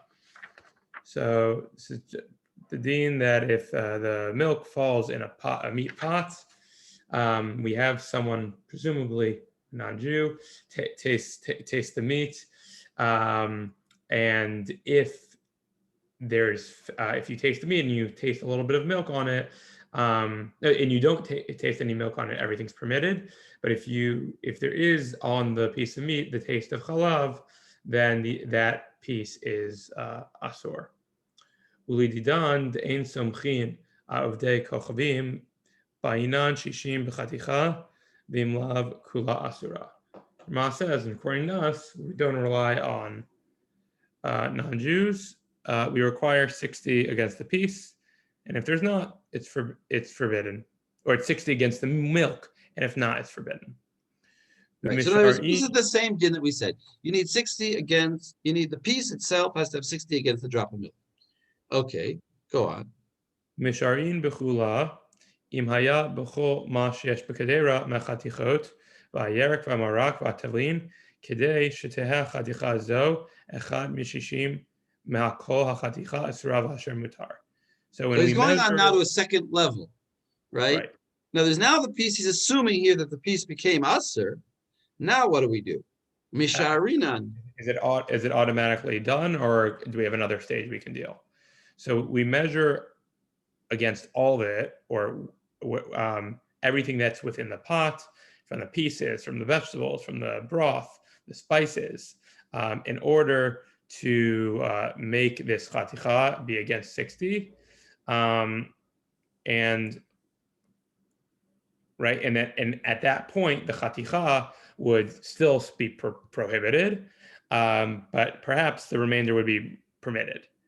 Bamid devarim amrim b'shelo niyer hakadera mitchila kishnafal hachalav elo v'sof v'lo kisa aval im niyer mitchila v'ad sof o shekisa mishat nefila v'ad sof hakol mitzaref levatel tam hachalav.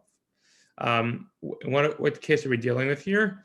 When he didn't stir the pot from the beginning, from the moment that the milk fell into the pot until the end, or he didn't cover it. But if he did stir from the beginning until the end, or he did cover it from the time it was the drop until the end, then everything works to nullify the tam of the chalav. In other words, you don't have you just have to worry about the chalav. The key point is you just need 60 against the original chalav, not against the whole piece. You don't need you don't need to be 60 against the piece. Now, okay, so now I'll ask you the question. Is the Shulchan Aruch paskening like Ri or Rashi? It's a funny question. I mean, can you see anything in the words here that tells you? In other words, he just said it fell on a piece. Did he say anything about where that piece is? Sounds like Rashi. It's like Rashi, you say. Why? Because he didn't specify that the piece is on top of another piece. Yeah, is outside of the water. But you could, right. So it seems like he's like Rashi, but he doesn't deal, after we spend all this time dealing with this Rashi, Tosfos, Machloket, the Shulchan Aruch does not address the question. It sort of seems like he's passing like Rashi because he doesn't say, because you would want, if he would be like Tosfos, you would want him to say, oh, this is only when the piece is outside of is chutz l'rota. Did he say chutz l'rota?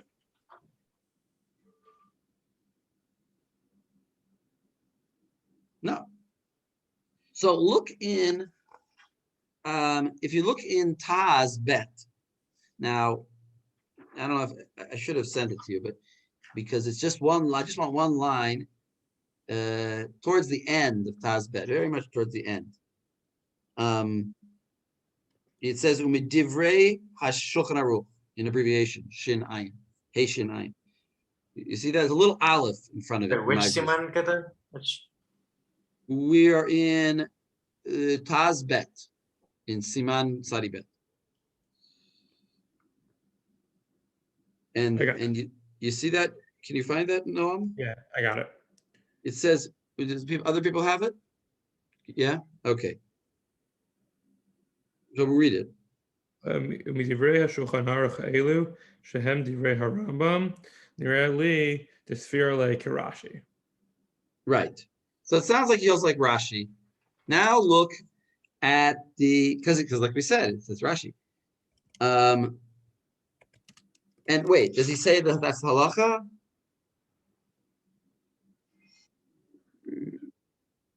Yes. Venerally, yeah. Keep reading. Sorry, keep reading. מדכתב באי נאסר חתיכה אוסרת השאר, על כורכך נראה לי דהכי קיימלן. על כן נראה לי דהכי קיימלן. And the Taz agrees. So the Taz says that's the halacha. So is that a chumrah or kula? I mean, I guess it depends, but in general, if we hold like Rashi, in general, it's a kula because. No, sorry, it's a chumrah. Sorry, it's a chumrah. We hold like Rashi, it's a chumrah because we're saying even when the piece is in the water, it could still it could still become usher, even if there's 60 in the pot. Tosus is a kula. Also, you know that from the end of the Taz there. Yeah, the next line. Yeah, why? It says, Afal Pisha Rashal, Bisher Veheter. Right, Machmir Karashi. Exactly, yeah. So right, so he's saying we paskin like, wait a second, Machmir Karashi. We're just saying we paskin like Rashi, right? But Rashi, I said, is a kula. Isn't Rashi a kula? It depends where. It depends in which case, but I would say Rashi is a kula because oh, sorry, I keep getting it backwards. Yeah, Rashi is a chumrah. Sorry, I keep getting it backwards. Yeah, Rashi is a chumrah because he says even if the piece is submerged, it still has a private interaction with that drop and becomes usher, and the piece becomes usher.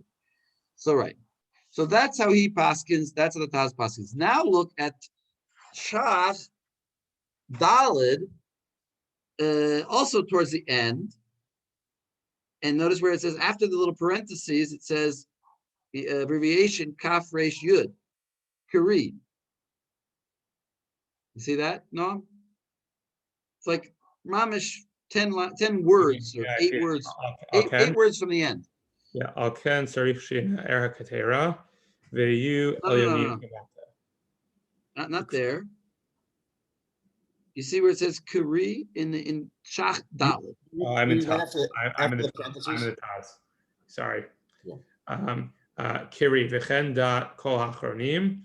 Kari. So it's Kari. He's saying we paskin like read. V'chen dat kol hachronim.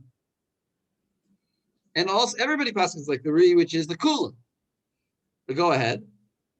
V'chen pasach hamarsha. V'kaf pasach hamarsha b'hagatav l'tor u'mevio prisha ela b'sifro perak yiranashe siman samech aleph lo pasach ken. So he paskins differently in 2 places, the marshal. Yeah, so in other words, both the Taz and the Shach bring the marshal. It's just funny, right? They both bring the marshal as the proof to opposite opinions. Right? So if you're wondering about this machlokas of Rashi and Tosfos, how do we eventually end up? How do we paskin? Hence, it comes all the way down to the Shach and the Taz. They argue about it. Right? In other words, the machlokas doesn't. The Shach though agrees that the Shulchan Aruch is of the opinion that we paskin like Rashi. Yes. In other words, the Shulchan Aruch, even though I was trying to say it's not so clear, but it is. But you guys quickly said it's Rashi because that would be the minimal reading of it. The minimalist reading of it would be that it's Rashi because he doesn't specify that it's out. So that would be l'chumra. But the Shach says well, that's not the halacha. The halacha says Joel, you can add this to your list of places where we don't paskin like the Shulchan Aruch. The Shach says that we can be lenient like the Re, and that's the way all the Achronim hold. I'm just saying this is what Pirkei Avos says. The kol machlokas l'shem shemayim sofo lit kayem. This machloket is still mit kayem. Okay, so let's go on. Is Rav Nachum? Yeah. It is Sorry. funny because it seems like the Rambam paskins like Rashi, right? Which you'd think would throw this whole thing against the Re in some ways.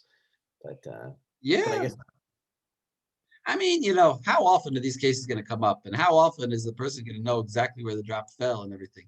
it's also, yeah. In other words, it's such a thing that like, Lamaisa, there's not really much of a machloket because, but actually, what I want to say, I mean, as a definitive ruling, is that if a drop of milk does fall on, in your pot, stir it. Avoid all of these questions. Stir it. And I would just say it without. Well, maybe I don't know if we have time to see it, but it's not because it's already in the pot. It's already there. You're not. In other words, it's already kind of mixed, or partially at least, just helping it along. All right, but let's go on. And no, I'll keep reading. Where are we? We're in the Ramah. We're at the Ramah, exactly. Yeah. Though I will add that it is funny to say, the Rambam paskins like Rashi, when meaning like they might have the same svara, and if Shama Friedman has that article, blah blah blah. We can play this game all day. What article? Shama Friedman. Joel's brought this up before, but I'll quote it this time. Shama Friedman has an article that if you compare manuscripts of the Mishnah Torah, in many places where the Rambam changed his ruling from one version to another version, he changed it in accordance with what we know Rashi's opinion to be elsewhere. So there's conjecture that the Rambam might have had Rashi, but we don't know. Uh-huh. Right. I think Joel mentioned it when I said my personal theory, which is just as one of the proofs of the validity of the Masorah, that two people who were from different schools of education a lot of times came up with the same psak.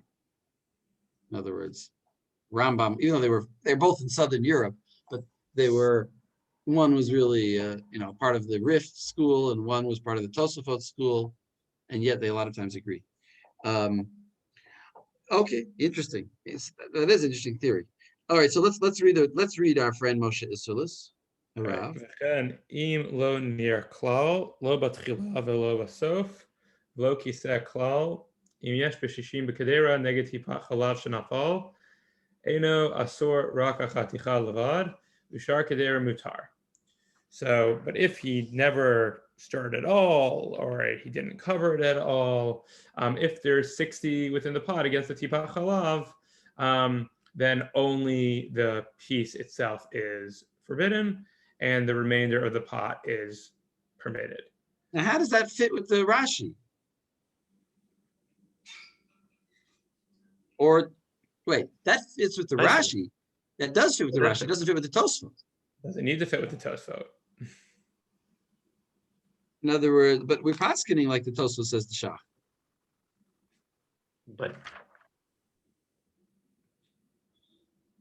And so say all the Achronim. In other words, what is my question? My question is, Tosfos says that if it's submerged, it mixes everything. So here he's saying, maybe it's. You have to claim this whole seif is about the Re's case, right? That it's. Yeah, exactly. In other words, that's what I think both the Shach and the Taz jump on this, and they say, yeah, really, when he says v'ken, it sounds like he's talking about the same case that the Shulchan Aruch was talking about. In other words, if you didn't, in that case that you were talking about, if you didn't stir it.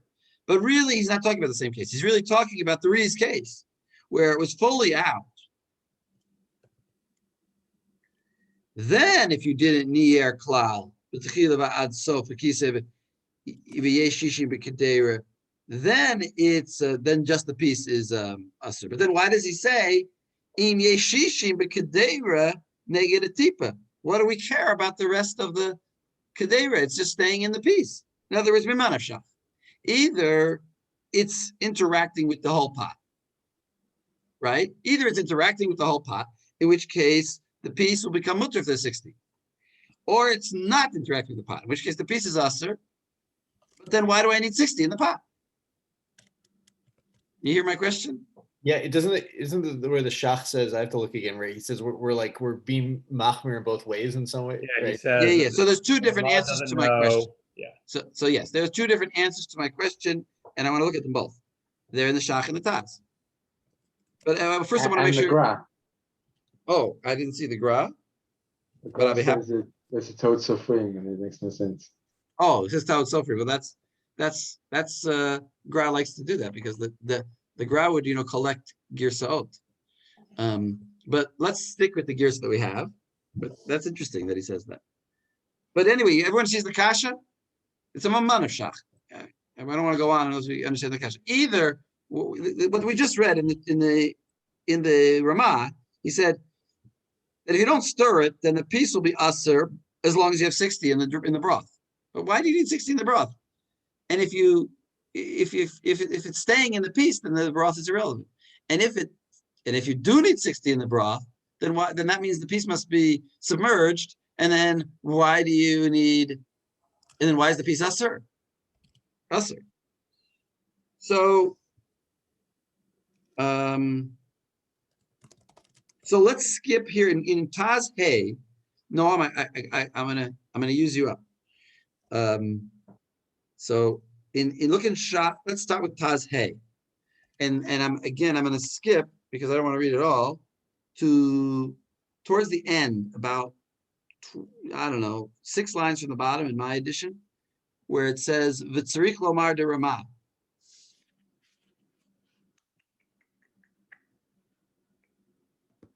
You see that? It's like the first, my edition is the first wide line. In the Taz? In the Taz, Hey. Taz Hey at the bottom, about 2/3 down. About 2/3 down. Yeah, I got it. It says V'tzarich in abbreviation, Sadi Lam. V'tzarich lomar. Ramah, Machmir, Misfara, Denafshe. Oh, actually, you know what? Go back a little bit before that. The Sphirale Kari. Okay, Mishum Desirale Kari, Ela Shikatav Shaz Gam HaChaticha Choser Laheter Delo Karama Khan. Oh no, that's something that I think about. It's Tzarich Lomar. All right, it's Tzarich Lomar the Ramah Machmir Misvara Dinashe La Sor Ota Chaticha Af Adari V'chen Mashma Midarav B'Sif Dalet the Posekari the B'Mixata Chutz Lorota. All right, so stop. That's all I need to read. Right, so you have to say that the Ramah is Machmir, that even according to the dot of the Re, he's going to be Machmir here. In other words, the Ramah is possibly like the Re. And this case, I didn't read it at the beginning, but this case is the case of the Re, where the piece is totally outside of the broth. And he's posting like the Re. Which is interesting because the Taz said that the halacha is like Rashi, right? But the Taz here is saying no, but the Ramah holds different from the Shulchan Aruch that the halacha is like the Re. In other words, the Taz understands that there's a machloket between the Shulchan Aruch and the Ramah. The Ramah holds like Re, and the Shulchan Aruch holds like Rashi, and actually, since the Taz is, going to follow the Ramah, so he's actually holding like the Re. So in a sense, he actually agrees with the Shach in the end. But that Shach that we saw before, that said the halacha is like Re, Lakula. So the Taz also agrees that it is because that's what the Ramah holds. But the Shulchan Aruch, he says, doesn't hold that. So according to the Taz, the Shulchan Aruch, the Ramah holds like Re, and here that he required 60 is, and you can quote these lines. Misvara din nafshe.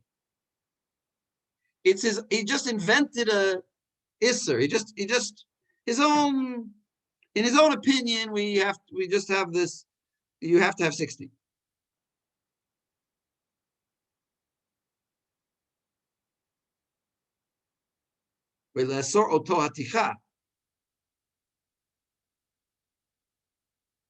Actually, a little bit different. that the piece is submerged and really should be mutter, but because it's submerged, like the re would hold, then it would not retain, but he's going to be machmir like Rashi. So is that maybe the same thing that the Shach says? So look at Shach Vav. Read all of Shach Vav. Okay. V'chen im lo nir chulei im yesh shishim b'kedera neged tibach alav chulei tema. Tika she'ein shishim b'kedera namiya mutar. What if there's not 60 and the pot should also be mutar? Kevan shelo nir klal v'lo natan tam ela boto chatichat ma, because he didn't stir anything, and so there was no tom given off. So only that only tom was given to that one piece. In other words, he's saying this requirement of 60 makes no sense. Right? Precisely. V'chen mevoar behedya b'hasagot haravad perek tet malchot asurot ayan sham v'dok u'mevia b'darchei Moshe b'kotzer. Okay. V'nera li ha devai shishim b'kedera hainu imiksata b'toch harotav. So it seems to me that which we require 60 is when some of it's within the sauce, like Rashi. The misvaka la rav I kaimalan kari de marav hatam chulo o karashi, and the Ramah didn't know whether to hold like the ri, where the entire tam is mixed in, or like Rashi. Hilkach ha ketera mutar. Nami?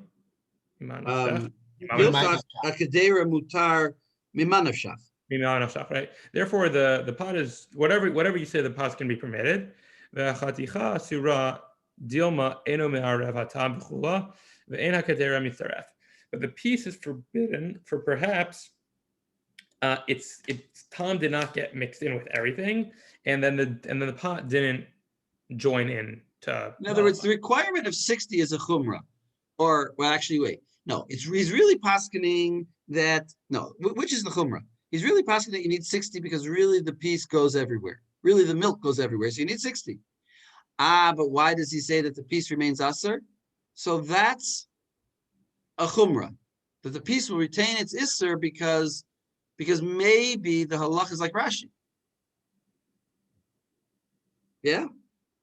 That makes sense? In other words, the Meikar din you need the 60. Isn't that what he's saying?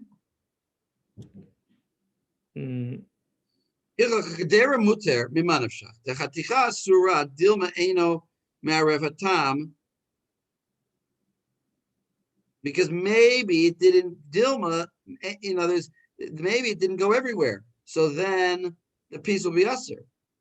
But why did he require 60 then? Because maybe it's not true. Maybe it does spread everywhere. So you need 60. All right, you can say it either way. You can say that he's just playing both. He's just worried for both opinions. I'm just trying to see if there's a machloket between the Shach and the Taz at all. Well, in other words, they both in their this is not a machloket. If there's a subtle difference between the two explanations, there is a subtle difference.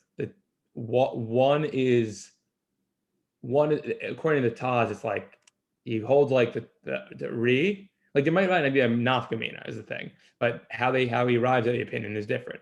According to Taz, he holds like re, and then he added this extra component, not necessarily maybe with being shayach with Rashi, doesn't say that explicitly. He says it's his own dot, but here he actually says the Ramah is caught between those two opinions. Mm-hmm. Right. In other words, it's just a very small difference. Now, the Taz is saying he really holds like the re, and he invented his own isser on the piece. And the Shach is saying he's misupak if the halakha is like re or Rashi, and therefore you also need 60 and you also forbid the piece. But what's the case? The case is a case of the piece being in the broth. According to the Shach, for sure the case is in the broth, right? The piece is in the broth.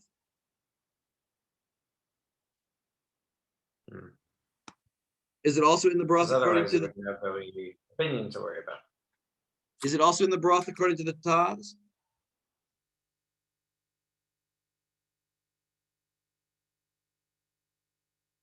Yeah, I guess so. Yeah. All right, they're pretty much saying the same thing. So the Kitzer, you should be aware of this Ramah is, saying that the piece is usser, and he's saying that you need 60 against the milk, seems to make no sense. And this is something that we've seen a lot, that we're machmir for both opinions.